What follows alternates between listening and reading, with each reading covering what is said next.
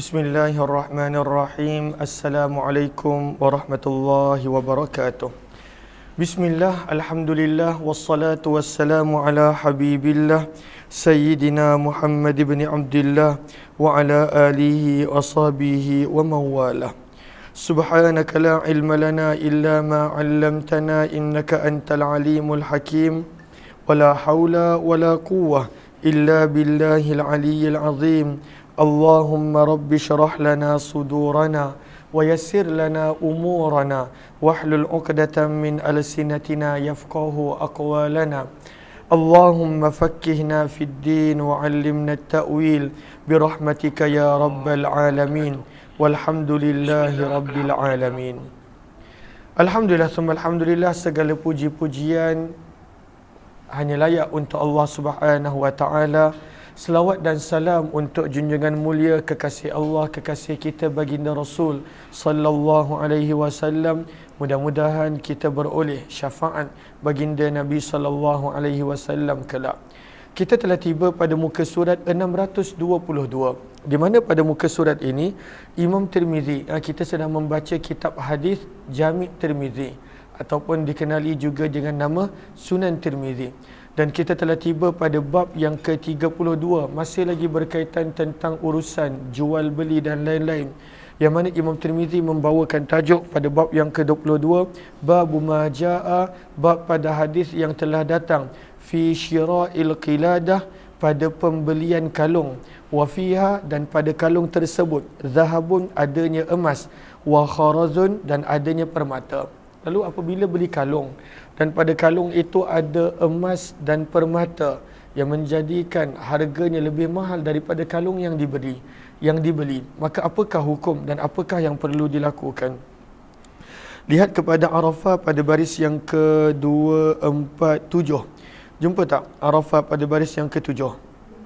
Qala thalatha, berkata Imam Malik, Imam Syafi'i dan juga Imam Ahmad, la yajuzu hadzal bai', tidak jaiz dan tidak boleh jual beli seperti ini sehinggalah dipisahkan terlebih dahulu emas permata daripada kalung tersebut. Berkata Imam Abu Hanifah pula, yajuzul bai', boleh menjual seperti itu tanpa perlu diasingkan terlebih dahulu. Jom kita lihat riwayat yang ke-1240.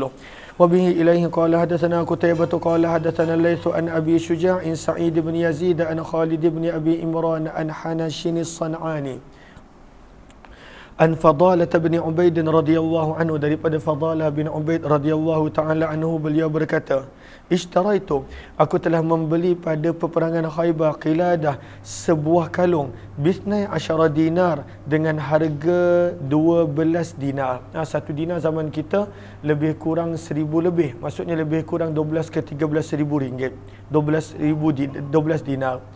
Yang mana pada kalung tersebut, kata Fadalah bin Ubaid, terdapat zahabun, emas, wa kharazun, dan juga pada waktu itu permata. Fafassaltuha, maka aku telah memisahkan emas dan permata daripada kalung tersebut. Fawajadtu fiha, maka aku telah mendapatinya akthar, lebih mahal, lebih banyak nilai, min isnai asyara dinar, daripada 12 dinar yang aku bayar untuk kalung tersebut. Fadzakartu dzalika lin-nabi, maka aku telah menceritakan perkara tersebut kepada Nabi sallallahu alaihi wasallam. Maka Nabi sallallahu alaihi wasallam bersabda, la tuba'u, tidak boleh menjual kalung, hatta tufassala, sehinggalah dipisahkan perhiasan seperti emas dan permata yang ada padanya. Wabi ilahi qala hadatsana Qutaibah qala hadatsana Ibnu al-Mubarak an Abi Syuja' Sa'id bin Yazid bihadzal isnad nahwa. Kata Imam Tirmizi, hadis ini adalah hadis yang hasan sahih, dan beramal pada hadis ini di sisi sebahagian ahli ilmu daripada kalangan sahabat Nabi dan selain daripada mereka, lam yarau, mereka berpandangan tidak boleh, lam yarau, mereka berpandangan tidak boleh, an yuba'a, untuk menjual, saifun, pedang, muhalla, yang dihiasi emas, au mintaqah, ataupun tali pinggang, mintaqah, tali pinggang, mufaddadah, yang dihiasi perak. Maka mereka tak boleh Sebab pada waktu itu kalaulah ianya adalah lebih mahal daripada tali pinggang dan pedang tersebut, maka pada waktu itu ianya akan membawa kepada penganiayaan kepada penjual kalaulah penjual tidak tahu. Maka pada waktu sabda Nabi, mereka berkata tidak boleh menjual pedang yang dihiasi emas ataupun menjual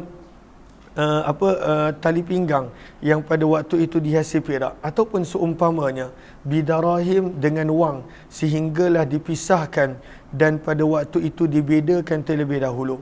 Dan inilah pandangan Abdullah bin Mubarak, Imam Syafi'i, Imam Ahmad dan Imam Ishaq. Wa qad rakhasa, dan telah memberikan kelonggaran sebahagian ahli ilmu perkara tersebut daripada kalangan sahabat Nabi dan selain mereka. Dan ini ada pada zaman kita.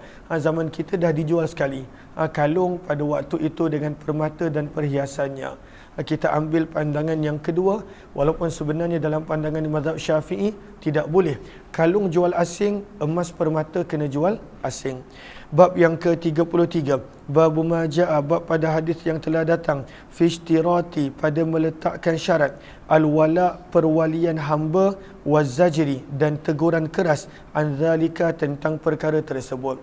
Maka ada orang dia nak jual hamba, dan selalunya bila jual hamba, maka pada waktu itu berpindah juga perwalian wala, perwalian ketanggungjawatan terhadap hamba daripada tuan yang awal kepada tuan yang baru.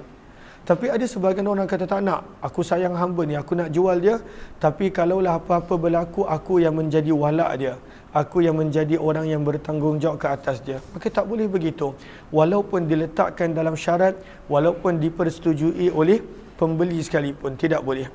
Maka riwayat 1241, wabihi ilaihi qala hadatsana Muhammad bin Bashar qala hadatsana Abdul Rahman bin Mahdi qala hadatsana Sufyan an Mansur an Ibrahim anil Aswad an Aisyah radhiyallahu anha, daripada Aisyah radhiyallahu taala anha, sesungguhnya beliau ingin untuk membeli seorang hamba bernama Barirah. Hamba sama yang kita pernah baca sebelum ini, yang ketika mana dia dimerdekakan, dia telah diberi pilihan oleh Nabi sama ada nak kekal dengan suami dia yang hamba ataupun nak pisah, dan dia telah pilih untuk berpisah, hamba yang sama. Fashtaratu, maka tuan-tuan kepada Barirah pada waktu itu mereka telah meletakkan syarat al-wala, yang mana wala milik mereka. Maka sabda Nabi SAW, ishtariha, belilah Barirah, beli sahaja. Fa innamal wala, kerana sesungguhnya wala, perwalian hamba, liman a'ta thaman, adalah milik orang yang telah membayar bayaran, yang telah membayar harga. Lalu siapa yang bayar harga, siapa yang jadi tuan, automatik dia adalah wala ataupun dia adalah wali kepada hamba yang telah dimerdekakan. Aw liman, ataupun ianya adalah milik orang yang waliyan ni'mah, yang telah memiliki akan pembebasan. Maksudnya kalaulah sesiapa yang membebaskan, maka dia adalah wala ataupun wali kepada hamba tersebut. Maka ini adalah contoh syarat-syarat yang pada waktu itu bertentangan dengan jual beli, maka automatik syarat tersebut terbatal. Dan kita belajar daripada sini perkara tersebut.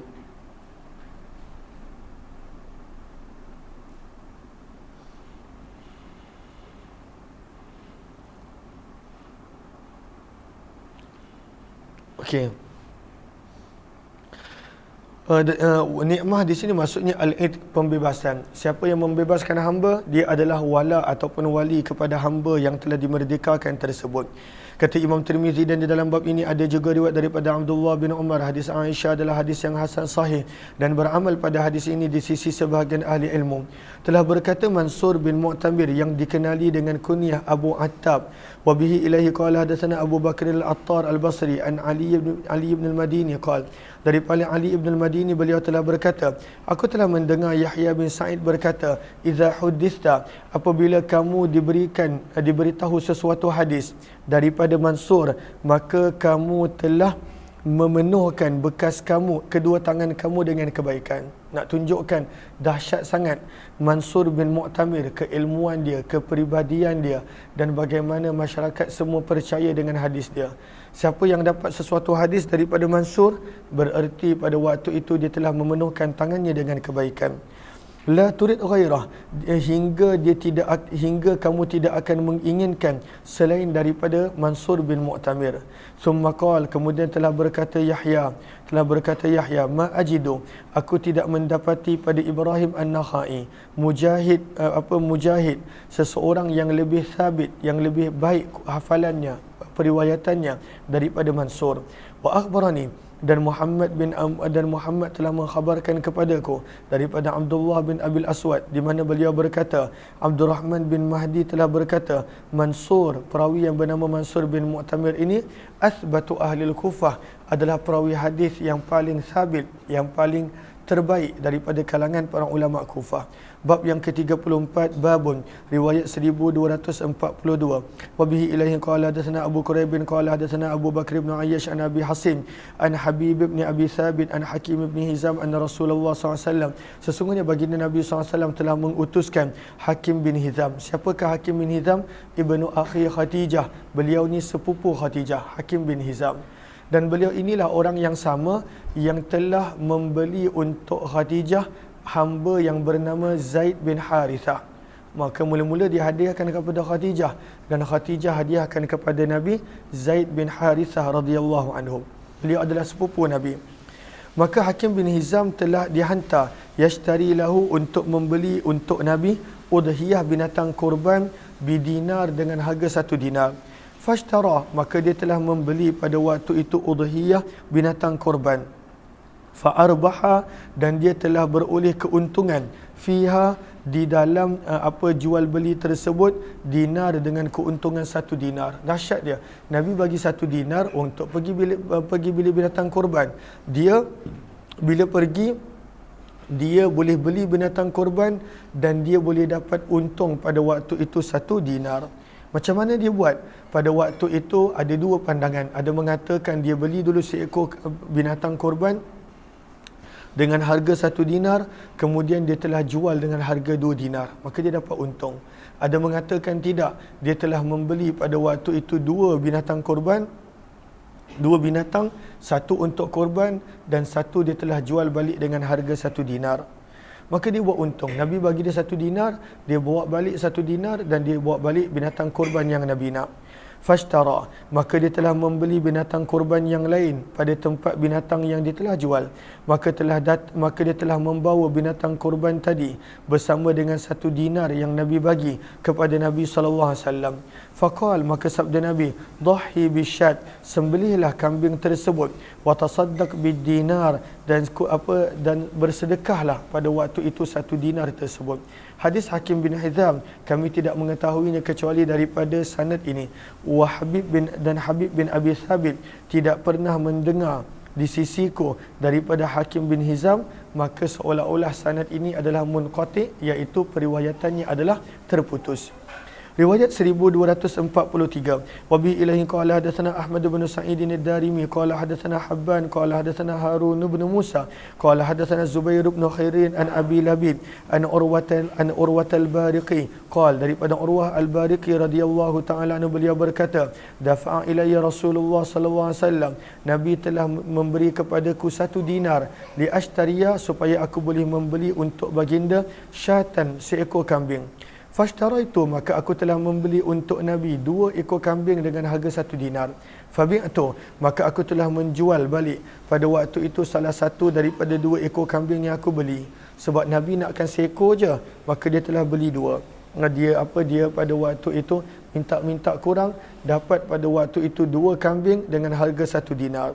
Dan dia jual pada waktu itu kambing yang ekstra tadi. Dengan berapa? Bidinar, dengan harga 1 dinar. Wajibtu, dan aku telah membawa seekor kambing beserta dinar, 1 dinar kepada Nabi SAW.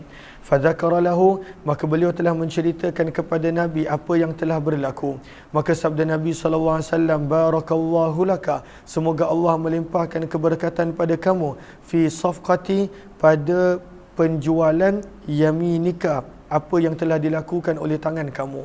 Apa yang telah dilakukan oleh tangan kamu, semoga Allah memberkati. Fakana ba'da dhalika, maka adalah selepas daripada itu beliau keluar ila kunasatil Kufah, ke satu tempat yang terletak di Kufah. Lihat kunasah maudhi'un fil Kufah, satu tempat di Kufah yang bernama Kunasah, fayarbah, dan beliau berniaga di situ dan mendapat keuntungan, ar-ribah al-azim, keuntungan yang besar. Fakana min aktsari ahli al-Kufati mala, dan beliau antara penduduk Kufah yang paling banyak harta, berkat doa Nabi sallallahu alaihi wasallam. Wa bi ilaihi qala hadatsana Ahmad bin Sa'id qala hadatsana Habban qala hadatsana Sa'id bin Zaid qala hadatsana Zubair bin Khirrid an Abi Labid fa dzakara nahwa wa qad dhahaba, dan sungguh telah pergi sebahagian daripada ahli ilmu kepada hadis ini, lalu mereka berkata wa qalu bih, dan mereka berkata seperti mana yang ada dalam hadis ini, dan ini adalah pandangan Imam Ahmad dan Ishaq. Walam ya'khudh ba'du ahli ilmi, dan ada di antara ahli ilmu yang tidak mengambil hadis ini sebagai dalil mereka, antaranya adalah Imam Syafi'i, Sa'id bin Zaid yang merupakan adik-beradik dengan Hammad bin Zaid, dan Abu Labid yang mana namanya adalah Limazah. Maka Imam Syafi'i tidak mengambilkan hadis ini sebagai hujah dan dalil di dalam permasalahan beliau. Bab yang ke-35, babu majaa, bab pada hadis yang telah datang fil mukatab, berkenaan tentang hamba mukatab. Maka apakah hamba mukatab? Mukatab adalah hamba yang telah ada perjanjian dengan tuan dia untuk dia membayar pada setiap bulan jumlah yang tertentu, sehingga dia berjaya menyelesaikan pada waktu itu semua jumlah yang tuan dia nak. Contoh, kata tuan dia, aku akan merdekakan engkau dengan harga 100,000, 100,000, dan engkau kena membayar setiap bulan 5,000 untuk tempoh 20 tahun. Untuk tempoh pada waktu itu adalah Allahumma salli ala sayyidina Muhammad, untuk tempoh sehingga habis bayaran 5,000 sehingga cukup 100,000. Okey, maka ini adalah mukatab, hamba yang ada perjanjian. Maka dia boleh bekerja, dia boleh simpan duit untuk bayar tuan dia, dia bukan macam hamba biasa. Maka kata Imam Tirmizi, hadis berkenaan tentang apa yang telah datang berkenaan tentang hamba mukatab, idza kana indahu ma yuaddi, apabila telah ada di sisinya wang yang cukup untuk dia membayar perjanjian yang dia ada dengan tuan dia, maka pada waktu itu apakah yang berlaku? Allahumma salli ala sayyidina Muhammad.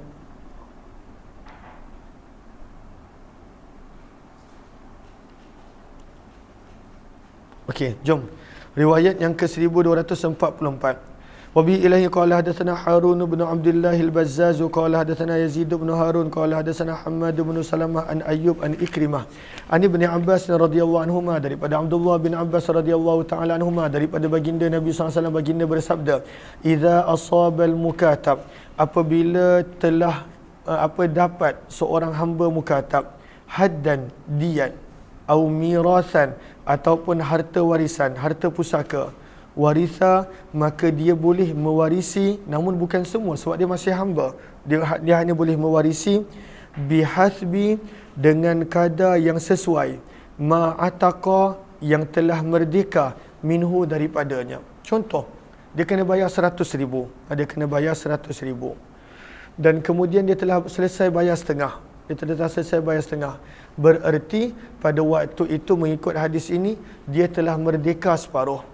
Maka pada waktu itu kalaulah dia sepatutnya kena diat, sebab beza diat untuk orang merdeka dan hamba, maka pada waktu itu bergantung kepada berapa banyak bahagian dia merdeka, berapa banyak yang dia dikira sebagai hamba. Begitu juga harta pusaka dan juga perkara-perkara yang lain. Maka sebab dia belum merdeka sepenuhnya lagi, maka sebab itu lihat kepada sahrab. Okey, apakah maksud dia? Wasawwaruh, dan mereka memberikan gambaran. Sahrab baris yang ketiga, bi annahu, bahawa apabila seorang hamba mukatab telah membayar nisfan nujum, separuh daripada bayaran yang dia patut bayar. Contohnya tadi 50,000.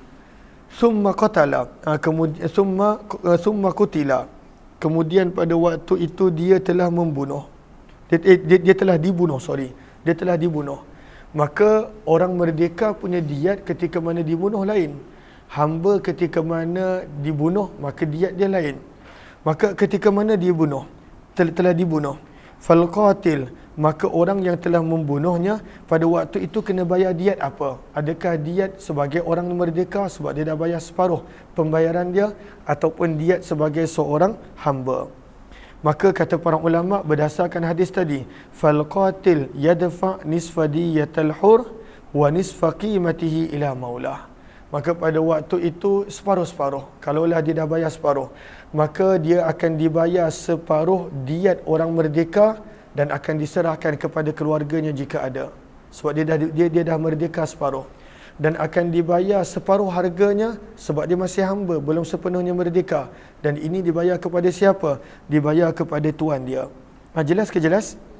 Okey, ini maksud daripada sabda Nabi, apabila seorang hamba pada waktu itu layak untuk mendapat diat sebab dia dibunuh, maka untuk keluarga dia, maka pada waktu itu akan dibuat keputusan berdasarkan dengan kadar yang sesuai apa yang telah merdeka daripada diri dia, sebab dia belum bayar habis.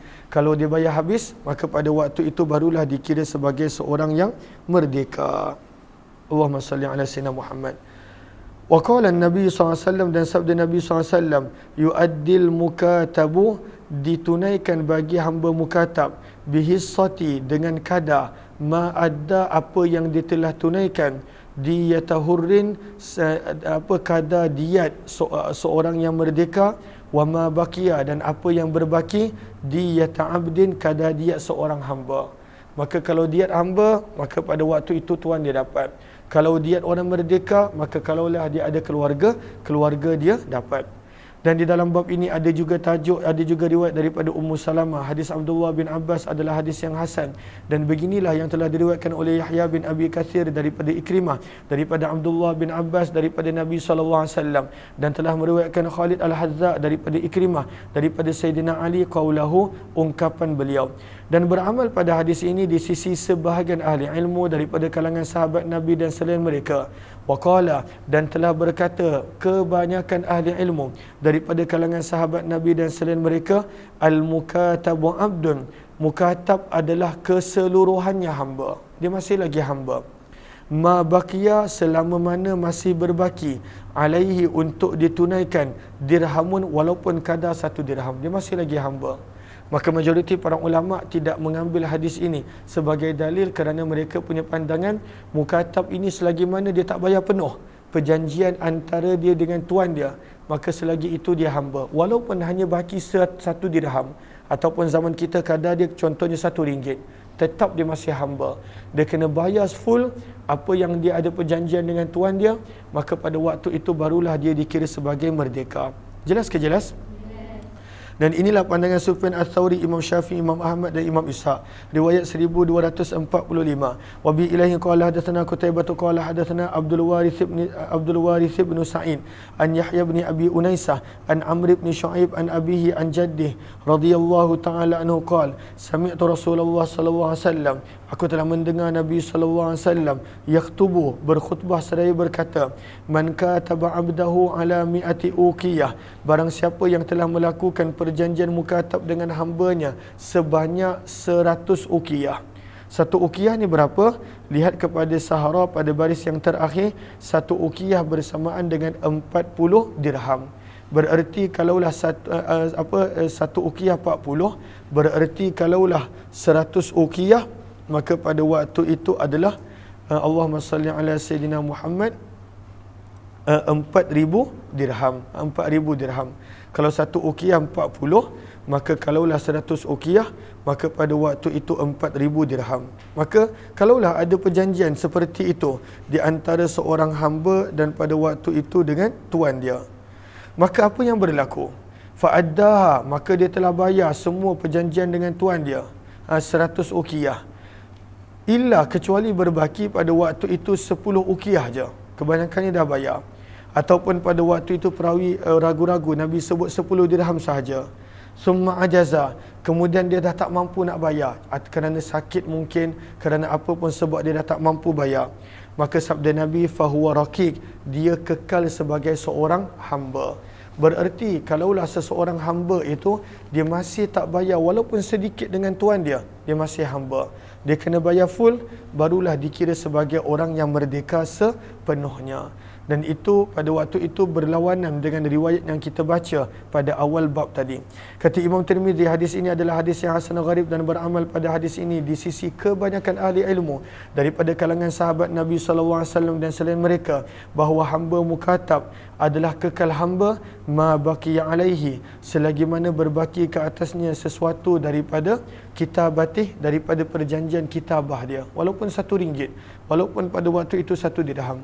Dan sungguh telah meriwayatkan Hajjaj bin Arta daripada Amr bin Syu'aib, riwayat yang lebih kurang sama, riwayat 1246. Wa bihi ilahi qala hadatsana Sa'id bin Abdul Rahman Al-Makhzumi qala hadatsana Sufyan an Az-Zuhri an-Nabhan an Ummi Salamah radhiyallahu anha qalat, daripada Ummu Salamah radhiyallahu taala anha, beliau berkata, baginda Nabi sallallahu alaihi wasallam telah bersabda, idza kana inda mukatab, apabila adalah di sisi hamba mukatab, ihdakunna, salah seorang daripada kamu, ma yuaddi, ihdakunna ma yuaddi, apabila ada di sisi seorang hamba mukatab salah seorang daripada kamu, ma yuaddi, bayaran yang cukup untuk dia membayar. Dia dah ada duit cukup untuk bayar. Maka bila dah ada cukup duit, maka dia dah tak jadi hamba, dah jadi orang merdeka. Maka sabda Nabi, faltahtajib minhu, maka hendaklah tuan wanitanya mula berhijab, mula menjaga aurat daripada hamba tersebut. Kalaulah tidak, maka tuan wanita tidak dituntut untuk menjaga sepenuhnya aurat, sebab ini hamba. Dan hamba pada waktu itu mereka berbeza dengan orang yang merdeka. Tapi sabda Nabi, kalaulah dia dah ada duit yang cukup untuk bayar, walaupun dia belum bayar, maka seorang tuan wanita perlu berhati-hati dan menjaga auratnya ketika mana berdepan dengan hamba yang mukatab. Dan maksud hadis ini di sisi ahli ilmu adalah daripada sudut tawarruk, pada waktu itu kewarakan, dan ianya bukanlah wajib. Dan mereka berkata, la ya'tikul mukatab, tidak akan merdeka hamba mukatab walaupun pada waktu itu dia mempunyai duit untuk membayar, sehinggalah yuaddi, dia membayar sepenuhnya perjanjian antara dia dengan tuan dia. Jelas ke jelas? Bab ma jaa, bab pada hadis yang telah datang berkenaan iza, apabila aflasa, telah bankrupt seseorang itu, maka iza aflasa lirajul gharimun, maka pemiutang, orang yang dia berhutang, fayajidu indah, orang yang dia berhutang mendapati di sisi orang yang sedang bankrupt ini mata'ahu, barang dia, maka dia yang lebih berhak ambil. Contoh pada waktu itu apa kenderaan yang dia jual yang masih belum bayar, masih ada, maka orang yang memberi kenderaan ini dia boleh ambil semula barang dia, dia yang lebih berhak.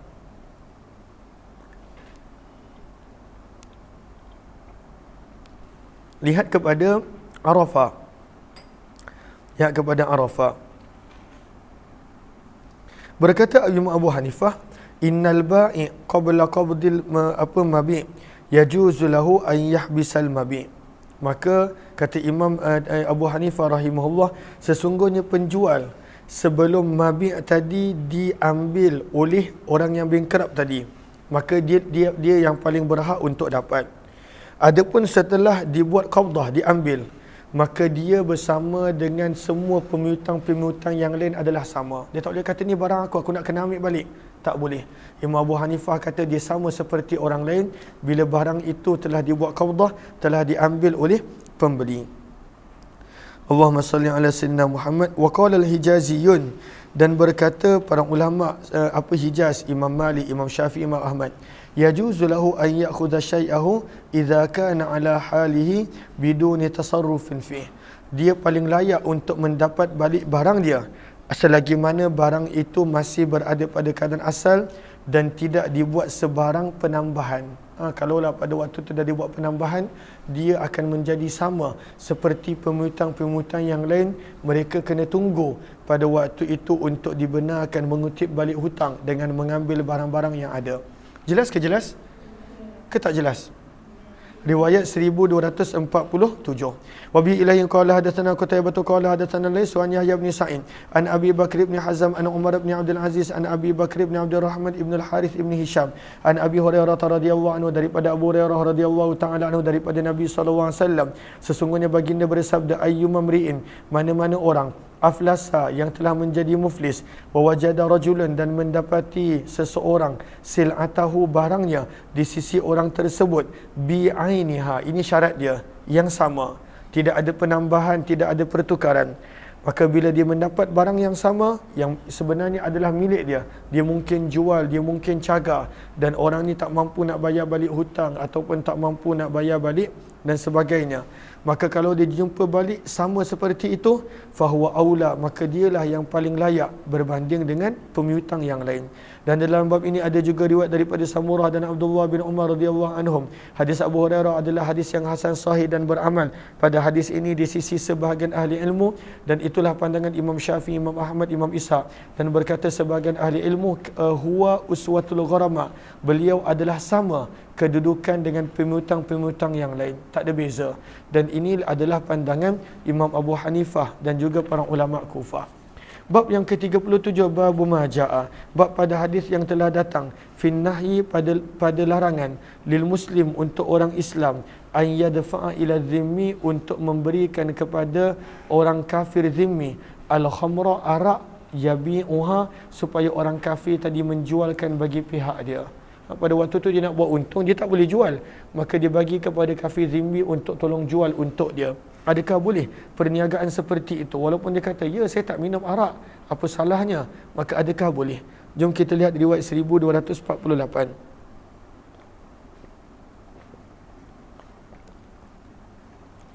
Wabihi ilahi qala hadatsana Ali bin Khashram qala hadatsana Isa bin Yunus an Mujalid an Abil Waddak an Abi Sa'id radhiyallahu anhu, daripada Abu Sa'id Al-Khudri radhiyallahu ta'ala anhu, beliau berkata, kana indana, adalah di sisi kami, khamrun, arak, liyatimin, milik seorang anak yatim.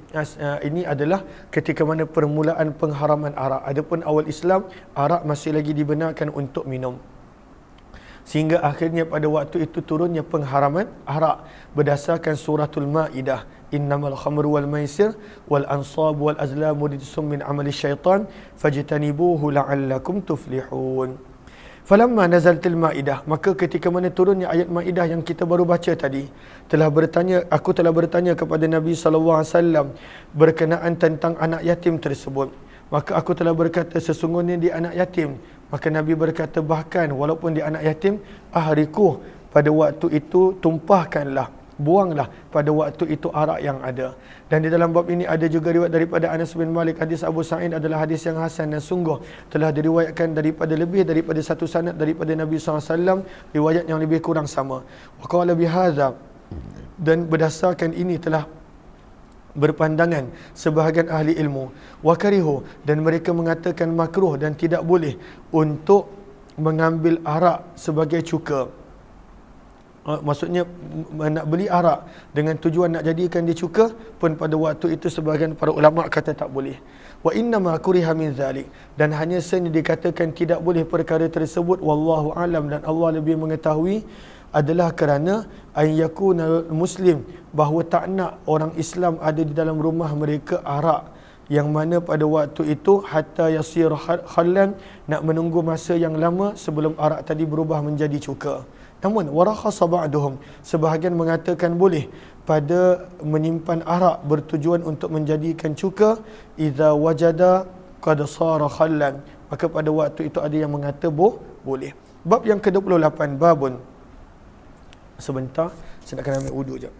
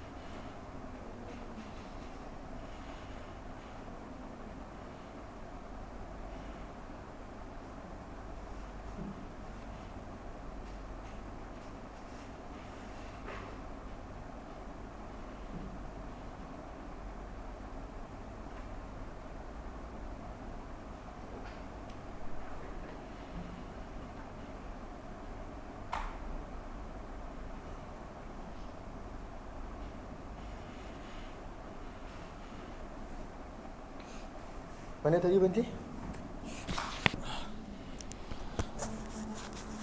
Muka surat apa? 600? Yang babun Okey, babun, bab yang ke-38. Riwayat yang ke-1249. Wabihi ilahi qala hadatsana Abu Quraib qala hadatsana Talq bin Ghannam an Syariq wa Qais an Abi Hasin an Abi Salih an Abi Hurairah radhiyallahu taala anhum. Daripada Abu Hurairah radhiyallahu taala anhu, beliau berkata, baginda Nabi SAW telah bersabda, Addil amanah, tunaikanlah amanah, ila mani tamanaka, kepada orang yang telah mempercayai kamu. Wala takhun, dan janganlah kamu berlaku khianat, man khanaka, kepada orang yang telah berlaku khianat kepada kamu. Maksudnya jangan balas khianat dengan khianat. Lihat kepada Sahara pada baris yang kedua, ay la tuqabil khianatahu bi khiyanatika. Janganlah kamu pada waktu itu membalas khianatnya dengan khianat daripada pihak kamu, kerana pada waktu itu tidak akan selesai sampai bila-bila. Hadis ini adalah hadis yang hasan gharib, dan sungguh telah pergi sebahagian daripada ahli ilmu kepada hadis ini, lalu mereka berkata, idza kana lirrajuli ala akhara syai'un, apabila untuk seseorang lelaki idza kana, apabila adalah untuk seseorang tersebut, ala akhar, ke atas orang lain, syai'un, sesuatu, fa dhahaba bih, maka pada waktu itu dia telah pergi membawa barang tersebut, fa waqa'a lahu indahu syai'un, dan dia mendapati orang yang milik dia kena ambil, barang dia kena ambil, dan orang yang barang dia kena ambil ini mendapati bahawa orang yang mengambil barang tersebut ada sesuatu barang yang lain, falaysa lahu, maka tidaklah boleh untuk dia menahan ataupun mengambil daripada orang tersebut, kecuali biqadri ma dhahaba lahu alaih, apa yang orang tersebut ambil. Contoh, kalaulah seseorang itu ada ambil barang kita, sesuatu yang mana ianya barang berharga, dia khianat, maka pada waktu itu adakah boleh kita nak tahan ataupun nak ambil balik barang orang tersebut? Maka boleh, tetapi tidak boleh lebih daripada kadar nilai harga banyak mana orang tersebut telah ambil untuk kita. Dan pada waktu itu kalaulah ianya berharga 100, maka hanya boleh menahan barang yang harga 100. Tak boleh diambil barang kita 100, kita nak balas dendam, kita ambil barang dia harga 1000, maka tidak boleh. Warakhasa, lalu Allahumma salli ala Sayyidina Muhammad, pandangan pertama mengatakan langsung tak boleh. Walaupun orang tu dah ambil hak kita, kita tak boleh nak mengambil barang dia sebagai ganti. Itu pandangan pertama.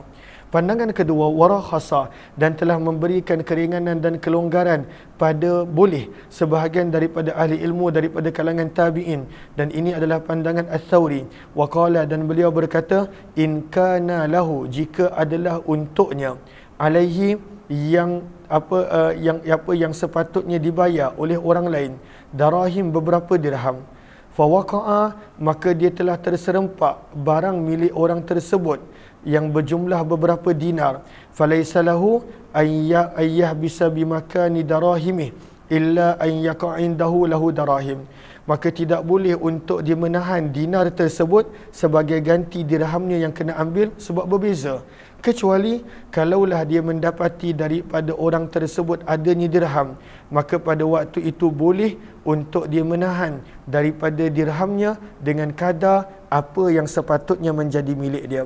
Pandangan pertama mengatakan langsung tak boleh. Pandangan pertama, falaysa lahu, maka pandangan pertama. Pandangan kedua kata boleh, tapi mestilah pada waktu itu barang yang lebih kurang sama. Kalau dirham, dirham. Kalaulah dirham, tak boleh ambil dinar orang tersebut. Maka ini pandangan kedua yang lebih keringanan. Jelas ke jelas? Bab yang ke-39, bab maja'a, bab pada hadis yang telah datang, annal ariyah, bahawa pinjaman muaddatun, perlu untuk dipulangkan, muaddatun, perlu untuk dikembalikan. Bila kita pinjam, kena kembalikanlah. Jangan bila kita pinjam kita jadikan sebagai harta pula. Maka berkata Imam Syafi'i, lihat kepada Arafah pada baris yang pertama, inna fil ariyati dhaman, dalam meminjam pada waktu itu kalaulah berlaku apa-apa, maka ada dhaman, ada kena ganti. Halakat, sama ada ianya binasa sendiri ataupun pada waktu itu binasa kerana kecuaian sendiri. Berkata Imam Abu Hanifah, tidak ada dhaman, tidak ada kebertanggungjawapan, gantian. untuk barang pinjaman yang pada waktu itu binasa sendiri. Kata Imam Abu Hanifah, kalau binasa sendiri, rosak sendiri, bukan kerana kita tak jaga ke apa, tidak ada dhaman pada barang pinjaman. Imam Syafi'i kata ada. Jom kita lihat hadis yang ke-1250.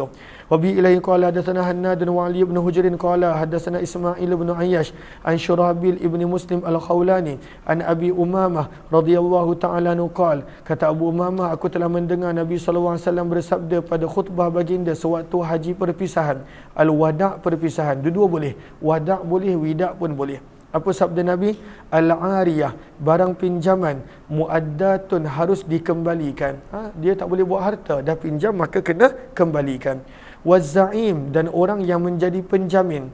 Gharim, harus membayar jaminannya. Maksudnya kalaulah seseorang tu jadi penjamin, kemudian orang yang kita jamin tadi dia tak nak bayar ataupun dia melarikan diri, siapa suruh kita menjadi penjamin? Maka pada waktu itu kita perlu bayar. Sebab orang yang bagi pinjam tadi pun, dia bagi pinjam sebab dia tenang ada penjamin. Jadi apa fungsi penjamin? Kalaulah penjamin pada waktu itu tak nak tanggung apa yang telah hilang daripada harta orang yang beri pinjam dan sebagainya. Maka sabda Nabi wazaim, orang yang menjamin, gharim, dia harus membayar apa yang dia telah jamin. Wadain, dan hutang, maqdi, harus dibayar. Hutang harus dibayar. Dan dalam bab ini ada juga riwayat daripada Samurah, Safwan bin Umayyah, Anas bin Malik radhiyallahu anhum. Hadis Abu Umamah adalah hadis yang hasan dan sungguh telah diriwayatkan daripada Abu Umamah daripada Nabi SAW juga, namun daripada sanad yang berbeza. Riwayat 1251.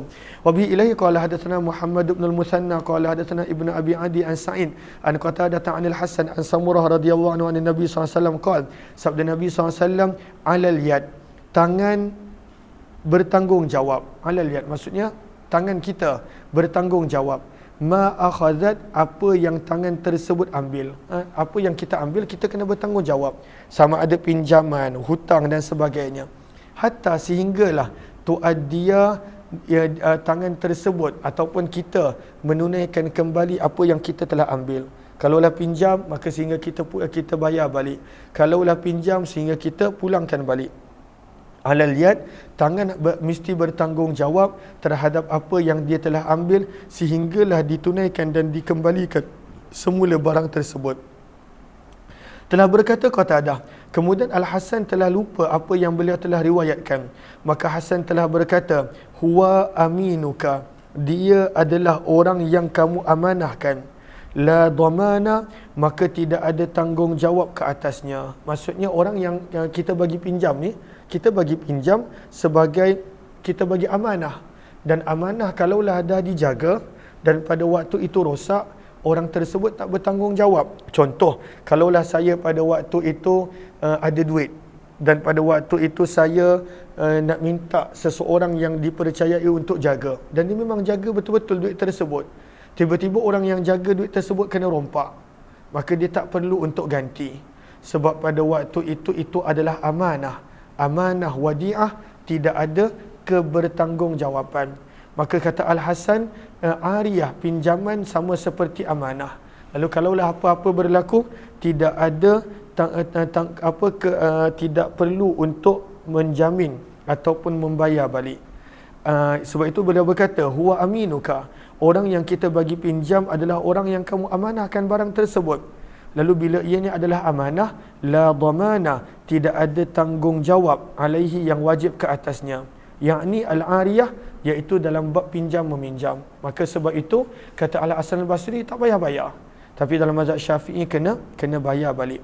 Hadis ini adalah hadis yang hasan dan sungguh telah pergi sebahagian ahli ilmu daripada kalangan sahabat Nabi dan selainnya kepada hadis ini, lalu mereka berkata, yadman, perlu menanggung, sahibul ariyah, orang yang menjadi peminjam. Kalau apa-apa berlaku, dia perlu tanggung.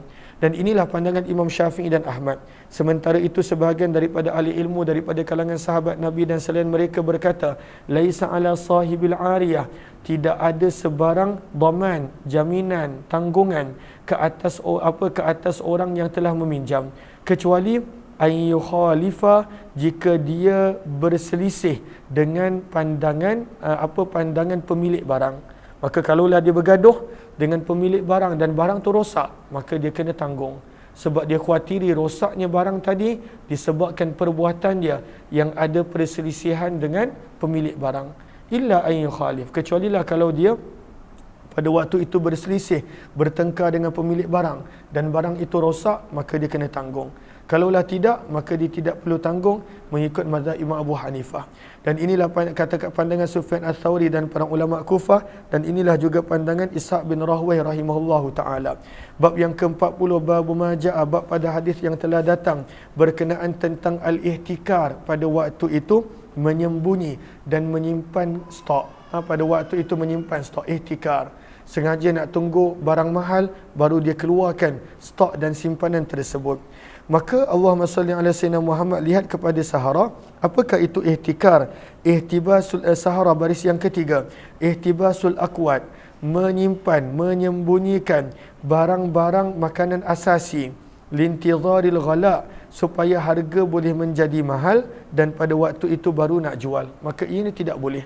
Riwayat 1252. Wa bihi ilaihi qala hadatsana Ishaq bin Mansur qala hadatsana Yazid bin Harun qala hadatsana Muhammad bin Isa Muhammad bin Ibrahim an Sa'id bin al-Musayyab an Ma'mar bin Abdullah bin Nadlah radhiyallahu ta'ala anhu qala, aku telah mendengar baginda Nabi sallallahu alaihi wasallam bersabda, la yahtakiru, tidak boleh menyembunyikan stok, illa khati', kecuali orang tersebut dikira sebagai bersalah. Hanya orang bersalah pada waktu itu yang menyembunyikan barang-barang keperluan asasi yang tidak boleh disembunyikan. Fakultu, maka berkata perawi, aku telah berkata kepada Sa'id bin Musayyab, ya Aba Muhammad, wahai Abu Muhammad, innaka tahtakir, saya nampak tuan pun menyembunyikan dan menyimpan sesuatu bekalan. Qala, dan telah berkata perawi, wa Ma'marun qad kana yahtakir, dia telah berkata Sa'id bin Musayyib, dan Ma'mar sendiri perawi pun pada waktu itu adalah orang yang menyimpan bekalan. Maksudnya tak ada masalah kalaulah bekalan itu bukannya makanan asasi. Sebab itu lihat kepada sahara pada baris yang keempat, kana yahtakir ai fi ghairil aqwat wala ba'sa bih, pada benda-benda yang selain daripada keperluan asasi. Contohnya pada waktu itu menyimpan pinggan mangkuk. Pinggan mangkuk tak ada masalah, bukan barang asasi. Yang tidak boleh adalah barang keperluan asas, yang itu tak boleh untuk disimpan, sehingga pada waktu itu menjadi tidak cukup dalam pasaran dan sebagainya. Wa inna maruya, dan sesungguhnya diriwayatkan daripada Sa'id bin Musayyab bahawa beliau menyimpan bekalan minyak, az-zait maksudnya minyak zaitun, wal khabat, dan juga bekalan binatang, makanan binatang. Al-khabat, lihat kepada sahara, al-fud dawab, makanan binatang, yang mana pada waktu itu tidak ada masalah. Yang tidak boleh adalah makanan asasi dan keperluan asasi itu tidak boleh disimpan. Dan di dalam bab ini ada juga riwayat daripada Umar, Ali, Abu Umamah, Abdullah bin Umar, dan hadis Ma'mar adalah hadis yang hasan sahih, dan beramal pada hadis ini di sisi ahli ilmu, mereka mengatakan makruh ihtikar, menyimpan makanan. Warakhasa, dan telah memberikan kelonggaran sebahagian daripada mereka fil ihtikar, pada menyimpan fi ghairi ta'am, selain daripada bekalan makanan. Telah berkata Abdullah bin Mubarak, la ba'sa, tidak mengapa bil ihtikar, untuk menyimpan fil qatan, pada pakaian contohnya, sebab itu bukan barang keperluan. Wasakhtian, dan juga pada kulit yang telah disamak dan seumpamanya. Bab yang ke-41, bab majaa, bab pada hadis yang telah datang berkenaan tentang jual beli al-muhaffalat, binatang ternakan yang telah ditahan susunya. Muhaffalat dengan musarrah adalah benda yang sama. Maka apa yang nak buat berkenaan tentang binatang yang pada waktu itu dinampakkan seolah-olah banyak susu, tapi sebenarnya binatang itu tak diperah susunya beberapa hari, dipanggil muhaffalat. Riwayat 1253. Wa bi ilaihi qala hadatsana Hannadun qala hadatsana Abu al-Ahwas an Simak an Ikrimah an Ibnu Abbas radhiyallahu anhuma, daripada Abdullah bin Abbas radhiyallahu ta'ala anhu, sesungguhnya Nabi SAW telah bersabda, la tastaqbilus suq. Apakah maksud la tastaqbilus suq? Lihat kepada baris yang pertama sahara, la tastaqbilus suq memberi maksud la talaqul jalab, sama. Apakah maksud la tastaqbilus suq? Jangan mencegat barang jualan dari sampai ke pasar. Jangan menghalang, menghadang, mencegat. Pada waktu itu tak benarkan peniaga untuk jual dengan harga murah di pasar. mesti melalui kita sebagai sebagai orang tengah dan sebagainya. Maka Nabi larang, la tastaqbilu, jangan mencegat barang jualan asuk daripada sampai ke pasar, wala tuhafilu, dan jangan menahan perahan susu binatang ternakan supaya nampak seolah-olah dia banyak susu lalu nak menipu, wala yunafik, dan jangan menipu untuk melariskan jualan sebahagian kamu untuk sebahagian yang lain. Maka jangan menipu. Contohnya bila ketika mana membida, maka kita letak orang kita supaya dia bida dan nak menaikkan harga, maka itu tidak boleh. Jangan murawish. Murawish maksudnya menipu untuk melariskan barang jualan. Dan dalam bab ini ada juga riwayat daripada Abdullah bin Mas'ud, Abu Hurairah. Hadis Abdullah bin Mas'ud adalah hadis yang hasan sahih, dan beramal pada hadis ini di sisi ahli ilmu, mereka mengatakan karihu, tidak boleh menjual al-muhaffalah, binatang ternakan yang telah ditahan perahan susunya, tidak boleh. Dan apakah muhaffalah? Imam Tirmizi terangkan, wahyal musarrah, benda yang sama, binatang ternakan yang telah ditahan perahan susunya. La yahlubuha, iaitu tidak memerah susu binatang tersebut, sahibuha, pemiliknya, selama beberapa hari atau seumpamanya, liyajtami, supaya terhimpun susu pada kantong susu binatang tersebut. Fayaqtarra, maka tertipu dengan melihat binatang tersebut pembeli. Dia kata banyak susu lah binatang ni, rupanya kena tipu. Wa hadza darbun minal khadi'ati wal gharar, dan ini adalah sebahagian daripada penipuan dan pembohongan. Bab yang ke-42, bab ma jaa, bab pada hadis yang telah datang berkenaan tentang sumpah al-fajirah, palsu, yuqtata'u, berniat untuk merampas, biha, dengan sumpah palsu tadi, malul muslim, harta orang Islam yang lain. Maka tak boleh bersumpah palsu supaya kita boleh ambil harta orang lain.